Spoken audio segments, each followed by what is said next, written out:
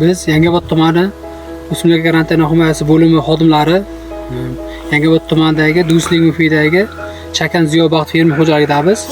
Bu yerda 9 gektar maydon monitoring qilinmoqda. Maydonimizda 4 gektar bog'da mana ko'rib turibsizlar, nok yetishtirilmoqda. Bu yerda qolgani 3 gektar bog'da olma, olxo'ri, gilos mahsulotlar yetishtirilmoqda. Bog'imiz yaxshi holati. Biz fitosanitar nazorat davlat inspektori tomonidan har sezonda nazorat o'tkazib turiladi bog'imiz. Hozirgi kunda bahor fasli yog'ingarchilik bilan kechikkanligi sababli daraxtlarimizda ko'plab shiralar tushmoqda.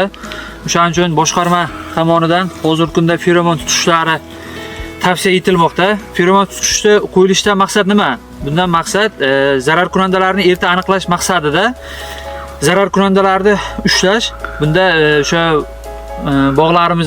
bog'larimizdagi fermer xo'jaligi rahbarlariga tavsiyalar beriladi. Ya'ni bunda feromon tutishga